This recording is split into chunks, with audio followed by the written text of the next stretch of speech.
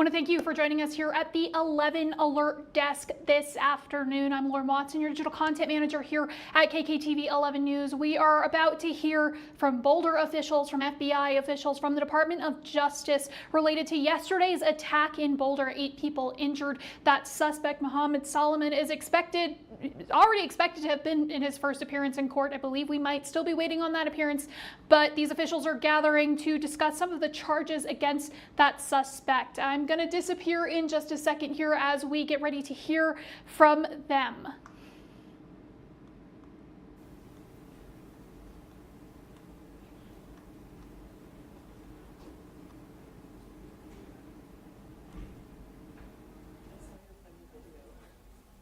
I want to put you on TV. I am. You're going to be on TV. I want to put you on TV.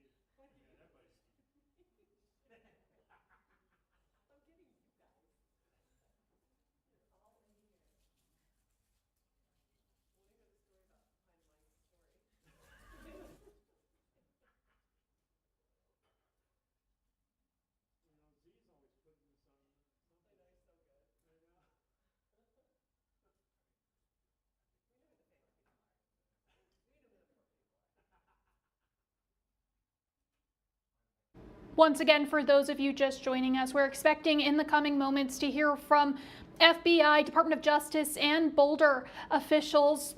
An update on the Pearl Street attack that occurred yesterday, injuring 8. That suspect is expected in court for his first appearance some point upcoming very soon. These officials are meeting here today to discuss some of the charges against that suspect. Those are state and federal charges. Now, according to federal arrest papers, federal court documents that we've seen today, that suspect is facing a federal hate crime charge. Again, though, we are waiting to hear from those officials. We were given a little bit of a heads up that they were on their way. So just a few moments here, we are expecting them to come and speak.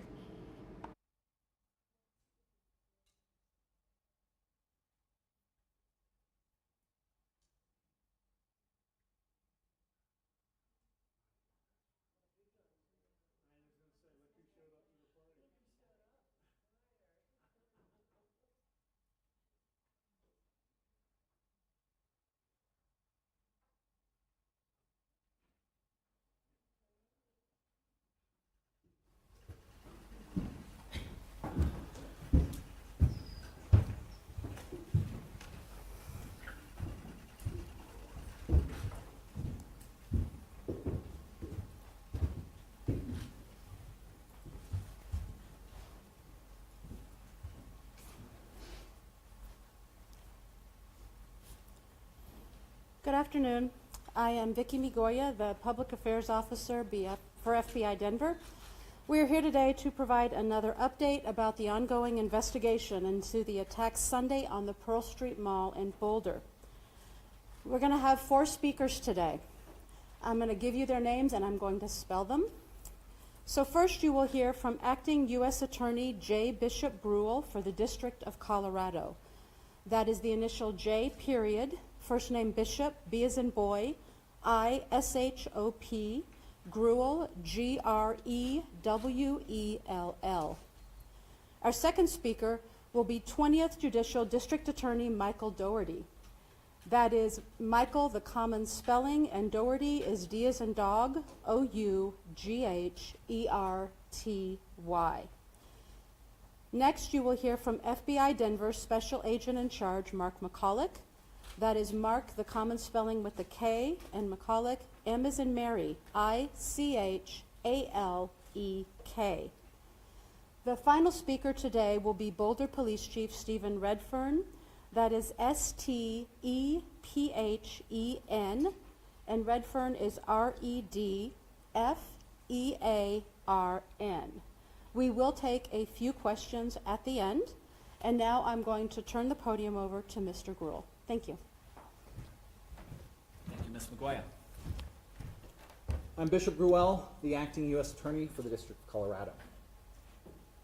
On behalf of myself, my office, and the entire Department of Justice, I want to express my heartbreak and my support for the victims, their families, and the community of Boulder. I pray for those families, as well as everyone in Boulder, Colorado, and the nation who woke up this morning worried about themselves, their loved ones, and not feeling safe in their own communities because of yesterday's attack. I assure you that my office and our partners are here for you, and we are taking action. I want to thank the first responders, citizens and law enforcement alike, who worked to quickly end this violent attack, save lives, and tend to those who were injured. I also want to thank our law enforcement partners at Boulder Police, including Chief Redfern, the FBI, including Special Agent in Charge Michalak, and the Boulder DA's office, including DA Michael Doherty. They worked hand in hand with my office as the matter was thoroughly investigated and prepared for charges. And I want to thank our partners in D.C., including Attorney General Bondi, Director Kash Patel, and Assistant Attorney General in charge of Civil Rights, Harmeet Dhillon, for their support. My office and AAG Dhillon were in contact yesterday, throughout the day, which helped lead to the federal charge that we're announcing today. My office has charged Mohammed Sabri Solomon, age 45, with the commission of a hate crime under 18 U.S.C. Section 249. When that offense includes attempted murder, the statutory maximum federal sentence is life in prison. No one should ever be subjected to violence of any kind. But our laws recognize that such violence is particularly pernicious when someone is targeted because of their race, their religion, or their national origin.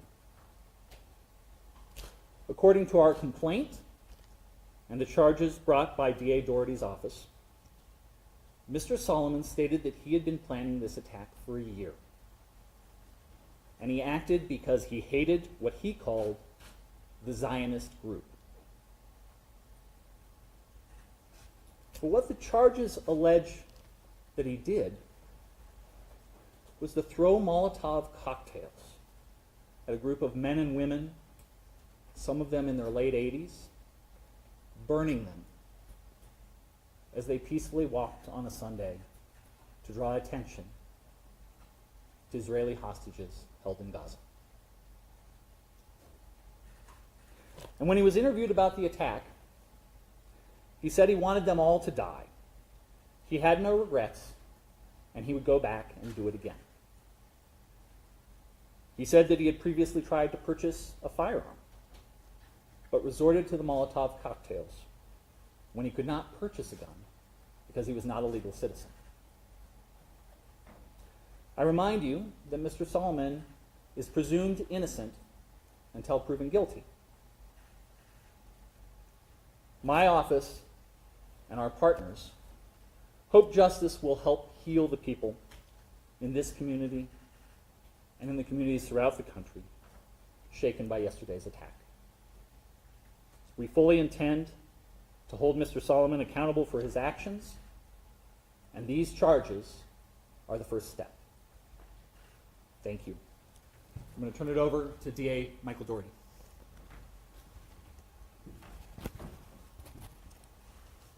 Good afternoon.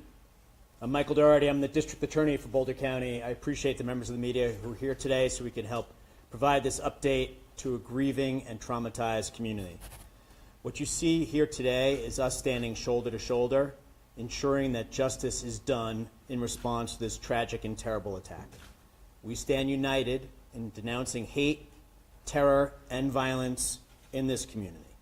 We're united in condemning acts of anti-Semitism, hate, and violence, and we're also united in a strong response to this horrific attack.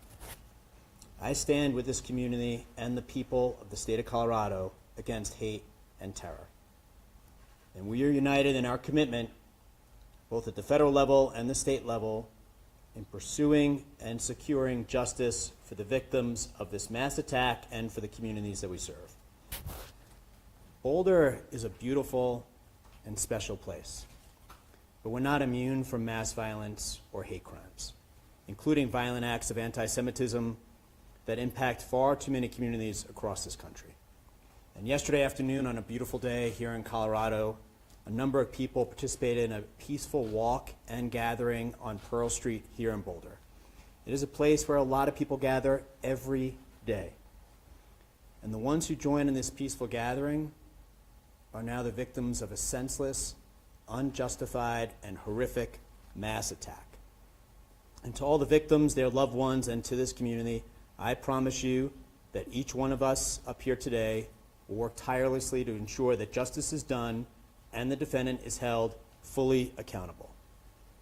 I want to recognize, as the U.S. Attorney did, the response by community members who helped in the minutes immediately following the attack and came to render aid to victims who had suffered through a horrific attack upon them.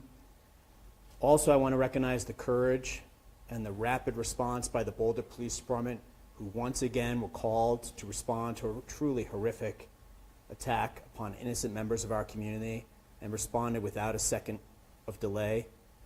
I will highlight for you that there were 16 unused Molotov cocktails that were recovered by law enforcement in the hours after the incident took place. 16. So I really want to thank the Boulder Police Department and their law enforcement responders, as well as the first responders who provided medical aid to the victims. But that rapid response with the recovery of the 16 unused Molotov cocktails, I think speaks for itself. Our office and the U.S. Attorney's Office will be working closely together and in coordination with one another to ensure that the defendant is held fully accountable. As you heard from the U.S. Attorney, the U.S. Attorney's Office will be prosecuting the hate crime against the defendant. Our office will be prosecuting the attempted murder charges and related charges at the state level. This approach will accurately reflect the actions the defendant is alleged to have taken and the harms that he caused. It will allow us to secure a verdict, an outcome, a sentence, whereby he'll be held fully accountable. It's been done, and by it I mean federal and state prosecutions jointly, has been done in other cases, most recently the Club Q mass shooting down in Colorado Springs. At the time the arrest affidavit and warrant were filed with the state court yesterday, there were 8 victims identified, and I'll touch briefly now on the charges that were filed at the state level, as well as the possible sentences he faces if convicted on those charges. So there were 16 counts of attempted murder in the first degree. 8 of those counts are for attempted murder with intent and after deliberation. The other 8 counts are attempted murder with extreme indifference. So 16 counts total.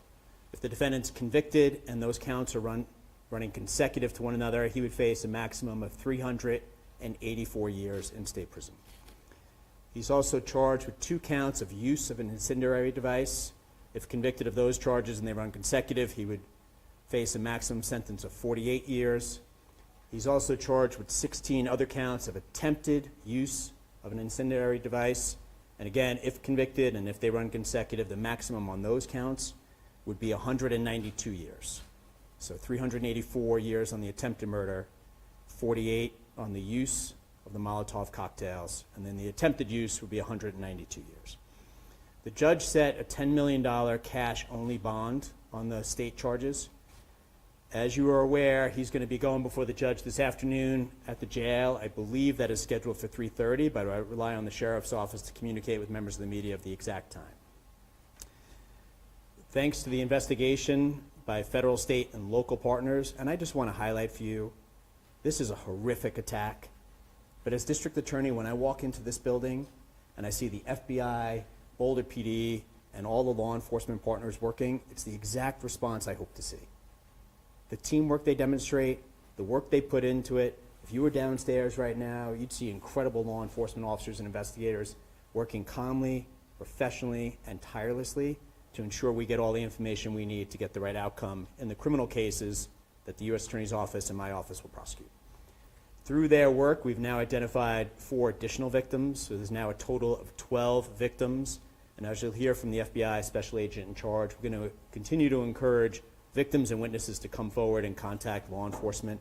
But we now have 12 victims, and on the later this week, we'll be filing formal charges against him. That's our normal process. So the filing of formal charges by the district attorney's office will reflect 12 victims, and if more come forward, additional victims as well. On my final note, what I want to stress is this community has experienced too many tragedies: fires, floods, and mass attacks. But each time I've seen this great community respond with strength, resilience, and support for one another. I trust and hope that that will happen again now. That for the many members of the community who've come forward before to help one another, to support one another, to comfort one another, that that will happen again today and in the weeks, months going forward. That once again our community will rally to restore peace and to bring support and comfort one another during this dark hour. As your district attorney, I want to remind the members of the media and the community that the defendant's innocent unless and until proven guilty, and the charges are merely allegations. I'm going to turn it over to the special agent in charge of the FBI, and then we're happy to take questions after each one of us is done. Thank you. Good afternoon. I'm Mark McCulloch, Special Agent in charge of the FBI's Denver field office. I want to provide a quick investigative update. The FBI has been here on the scene in Boulder for the past 24 hours, and we stand shoulder to shoulder with the Boulder Police Department and our partners. Their heroic and swift actions clearly saved lives. As mentioned, there were 16 unused Molotov cocktails within arm's reach of the subject at the time of his arrest. So there is no question that the first responders saved lives and prevented further victims from being injured. And I think the fact that we have both federal and state charges within 24 hours of this attack is a testament to the strength of the partnerships, the professionalism of the investigators, and our commitment to the community and to each other to pursue justice. We continue to support the victims, their families, and the greater community with personnel and resources. Our hearts go out to the victims, and we want you to know that we are committed to being here for you. Since 2 o'clock yesterday, more than 30 special agents, intelligence experts, and professional staff have deployed to provide forensic, investigative, and crisis management support, as well as additional resources are being surged from other field offices and at our headquarters in Washington, D.C., and they're on the way. While at this time it appears the perpetrator acted alone, we do continue to investigate all possibilities and pursue all investigative leads. If we uncover evidence that others knew of this attack or supported the subject in this attack, rest assured that we will aggressively move to hold them accountable to the fullest extent of the law. Since the investigation began 24 hours ago, the FBI has conducted 44 witness interviews. We've executed search warrants on vehicles, property, and digital devices. We've deployed our full evidence response team both to Boulder at the main crime scene and the execution of a search warrant at a residence tied to the subject in Colorado Springs. Members of the ERT worked through the night to gather all evidence so that the Pearl Street could swiftly be reopened this morning. We've deployed victim specialists to hospitals and assigned one to each and every victim that's been identified to date. We've set up a digital media tip line.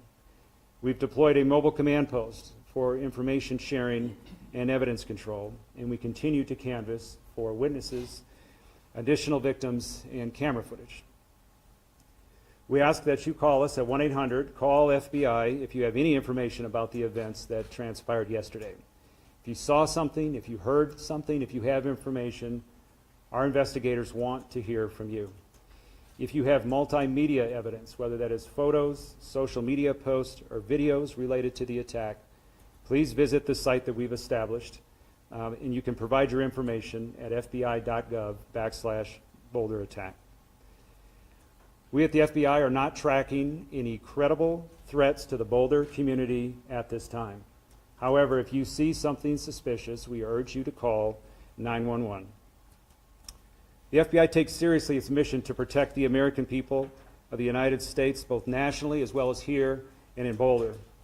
Hate-fueled acts of violence have no place in our community, and we will use every tool and resource available to hold those who commit such acts fully accountable. And I'll turn it over to Chief Redford.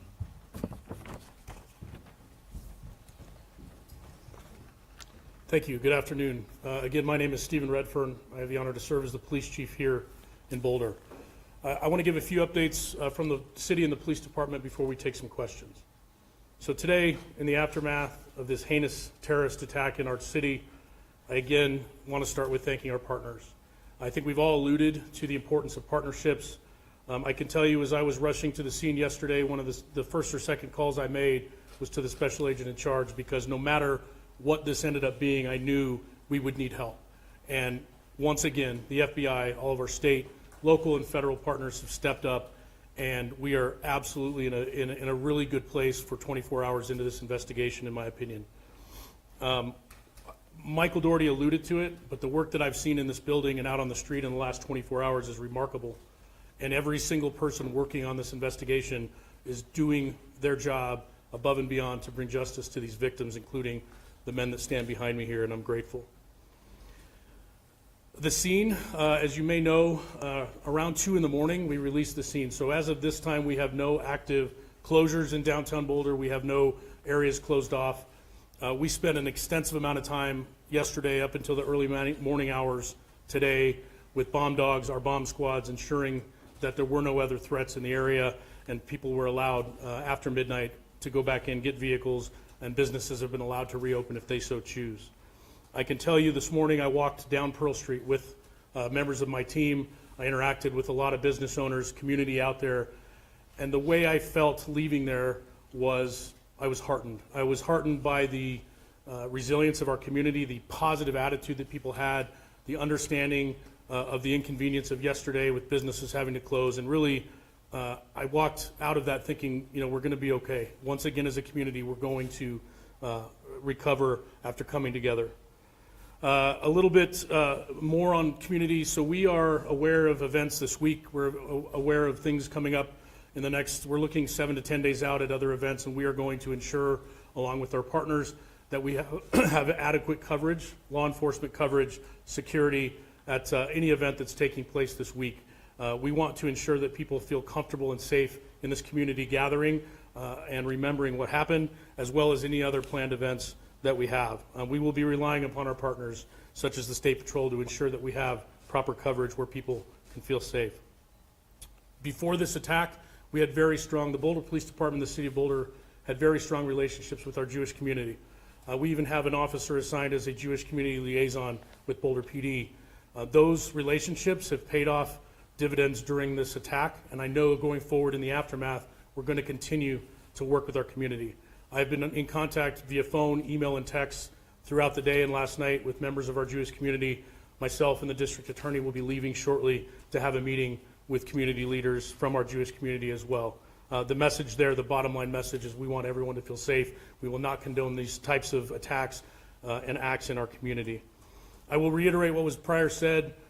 It is never an inconvenience for someone to call the police if they feel uncomfortable about a situation, if they see something odd, if they see a person acting in a suspicious manner. Let us come out and let us determine if there is some validity to people's suspicions. That's why we are here. So please call us if you see something. Literally, the old see something, say something adage applies here. Please call us if there's anything that's making you feel uncomfortable in the community.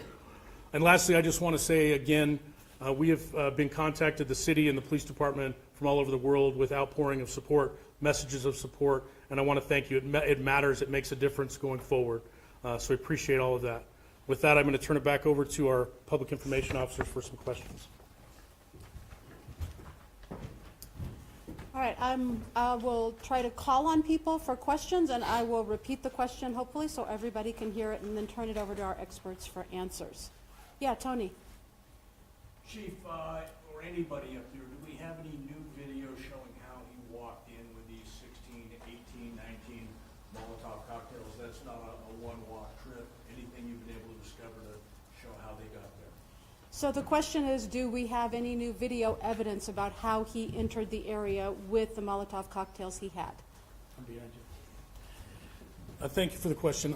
We are, as I speak, we have teams of detectives partnered with FBI on Pearl Street, going business to business, door to door. That we're piecing together a timeline using video, license plate readers, all of those things, relying heavily on our federal partners.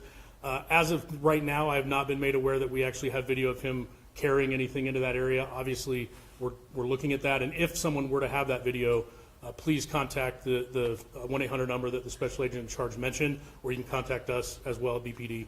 There's a high likelihood it's out there, and I don't know the existence of it yet. Yeah, Dave.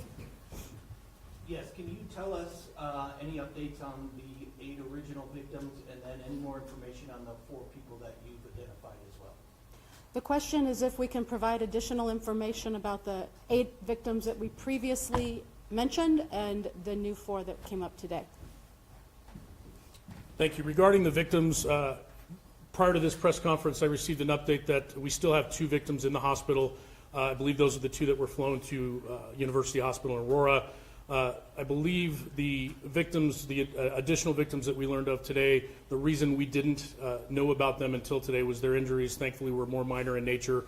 They've come forward to be interviewed and things, and then we realized that they did have injuries. So we're counting everyone who received any sort of injury in this attack in that number. So as far as I'm aware right now, 2 people still in the hospital, and again, our thoughts are with them as they recover.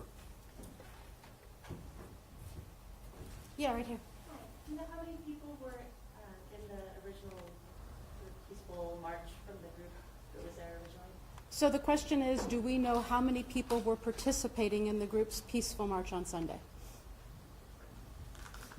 I do not have an exact number of the people that were there for the peaceful gathering. What I can say, though, is when we responded to the scene, there were probably 20 to 30 people in that vicinity. Some of them were witnesses. Not all of them were there specifically to take part in that weekly gathering, and so I don't know that. But in the area, we had 20 to 30 folks right there at the courthouse with a lot of other people coming and going with the businesses right there. Yeah, we're here. For the U.S. Attorney, this was initially classified by the FBI as a terrorism investigation. Is the hate crime charge a terrorism charge, or did something change in the charging decision? So the question is for the U.S. Attorney's Office about the fact that yesterday terrorism was mentioned and we see a hate crime charge today, and can we explain that? So we've moved swiftly to charge quickly, just to send the message to the community that no acts of anti-Semitism are going to be tolerated and there are severe consequences. Just because there's only one charge that has been made so far doesn't mean that we're not considering other charges that could come in the future.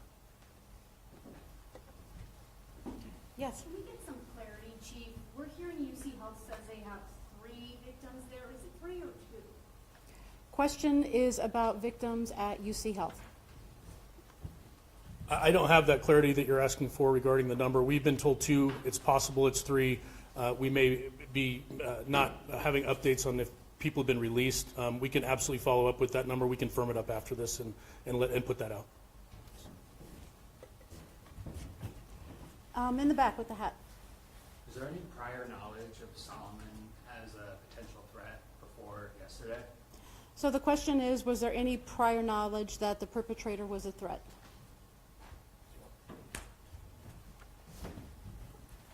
Regarding the suspect, obviously we're still looking into him, his whereabouts, all of that. He was not on our radar in Boulder. We had no prior contacts with him here.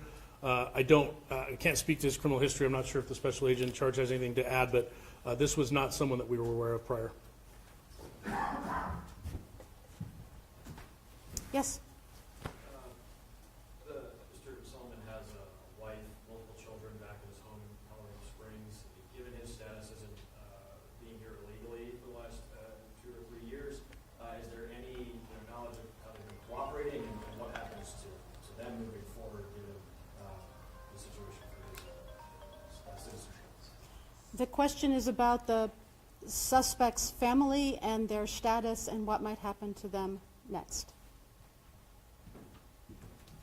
As far as the family, as I mentioned, we executed a search warrant at the residence in Colorado Springs last night, and the family was cooperative for that. Regarding their status, I would just defer you to the Department of Homeland Security. Sir, can you talk about what you were looking for and what you found in that search warrant?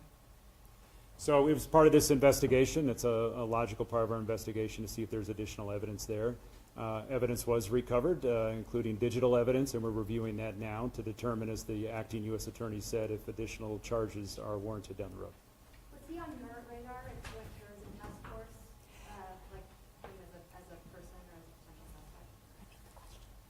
So the question was the subject on our radar locally as part of our Joint Terrorism Task Force, and the answer is no. Okay, thank you very much for being here today. Those are all the questions we're going to take. I was just curious about the incendiary.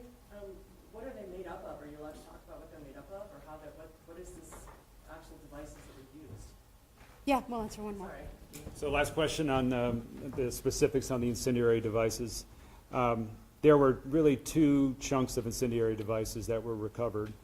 We've referred to Molotov cocktails, which are like glass jars with material in them that are combustible, flammable, like gasoline, and then a rag that's used with a fire to ignite them and throw them.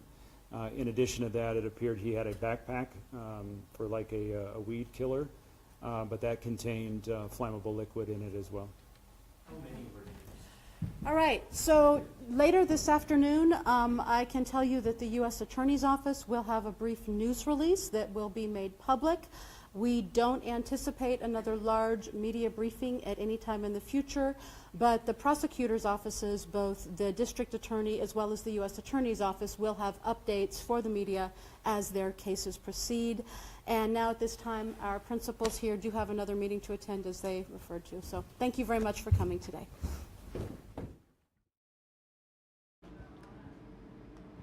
I want to thank you for joining us at the 11 Alert Desk this afternoon. I'm Lauren Watson, your digital content manager here at KKTV 11 News. We just heard from national and local officials regarding the attack on Pearl Street in Boulder yesterday. We've just learned that the suspect, Mohammed Solomon, is facing a federal hate crime charge. Further federal charges could come, the U.S. Attorney's Office was saying, but right now he's facing that federal hate crime charge, as well as 16 counts of attempted murder on the state level, 2 counts of use of an incendiary, and 16 counts of attempted use of an incendiary. Again, those are all state charges. The prosecutor's office, says that the last time that a joint prosecution effort happened like this in Colorado was Club Q a couple years back. Trying to get a little bit more information. We've also learned that they've identified 4 additional victims, so we're up from 8 victims to 12 victims. 2 of those previously identified victims are still in the hospital. The 4 that they say were identified later today had seemingly less severe injuries, but in the course of the investigation have been identified as victims of this attack. I want to make sure I'm getting you guys as much of a wrap up as I can get you. We'll have more from our reporters out in Boulder. 11 News anchor Lindsay Boach is in Boulder right now. We've also got team coverage here in Colorado Springs, as that's where this suspect was living. FBI also investigated his home yesterday evening. They say they're still going through some of that evidence. But again, we'll have more for you in 11 News at 4, 5:30, and 10. And as always, the way to get the quickest updates is on KKTV.com or through the 11 News app. But until then, I'm going to leave you here in Southern Colorado with a live look from our Cheyenne Mountain camera. Thank you so much for joining us.